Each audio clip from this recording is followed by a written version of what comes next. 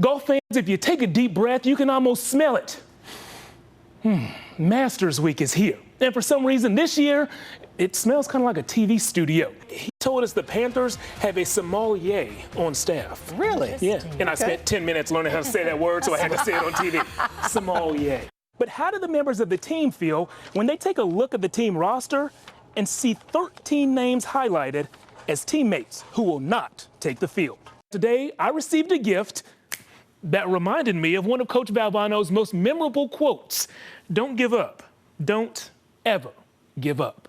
Ever since we arrived in town, we've done our best to get our jobs done and enjoy the Sunshine State. Now, who can turn down an impromptu trip to the beach? Not me. Both basketball teams met up tonight in the Dean Dome to figure out who gets bragging rights, at least for now.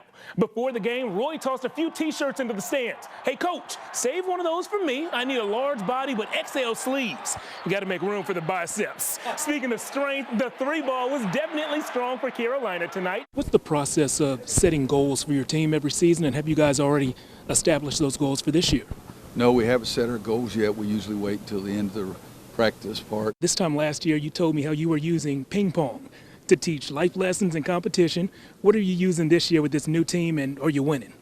I'm still using ping pong, but I don't move around as well as I did last year, as you guys know. Who's the best coach in the Big Three? Me. I had a feeling that would be your answer. I think I knew that was coming. Welcome back inside of the Spectrum Center, the site of this year's first and second round matchups for the Tar Heels. One of the highlights of our week here in Charlotte was meeting Tar Heels big man Brandon Huffman. I got to chat with Brandon and ask him 3 random questions that had nothing to do with basketball. He told me the proper way to wash dishes, the secrets to romance, and even showed off a few dance moves. Check it all out in our new segment, Answer That. What are you more likely to answer, a text, a phone call, or a FaceTime? I want to say FaceTime and text is about the same, but I'll be forgetting the text. As you know, the Black and Blue are a perfect 3-0 right here inside of Bank of America Stadium. But how would they fare in Washington on Sunday?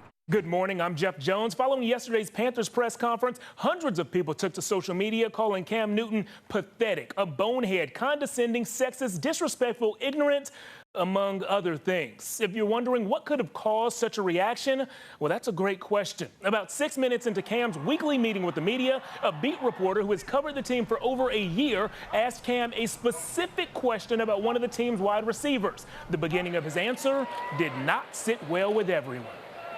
Devin Funchess has seemed to really embrace the physicality of his routes and getting those extra yards. Does that give you a little bit of an enjoyment to see him kind of truck sticking people out there? It's funny to hear a female talk about routes. Like, it's funny. I don't know about you, but every time I watch that video, I cringe a little bit. And I know some of you are sitting at home thinking right now, come on, what Cam said wasn't really that bad, was it? Well, let me ask you. Think about something you love and are good at. It could be a hobby like cooking or weightlifting, or it could be something bigger like being a loving spouse or a great parent. Now imagine somebody insinuating that you can't be good at that just because you were born this way or that way, this gender or that gender, this color or that color. How does that feel? I'm willing to bet it feels just plain wrong and disrespectful.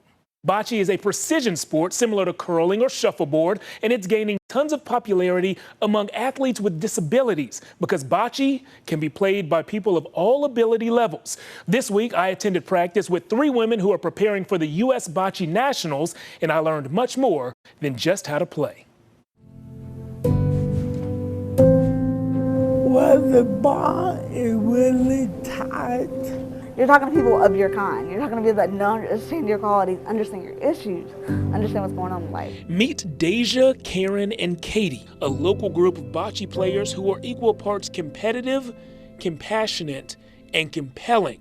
In order to become athletes on a national stage, each of them had to overcome personal obstacles and defy the odds.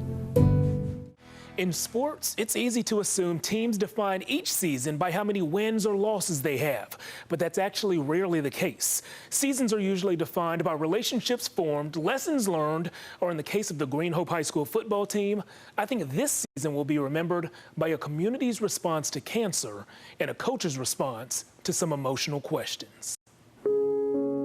Have you had a moment where you thought to yourself that you were afraid to die?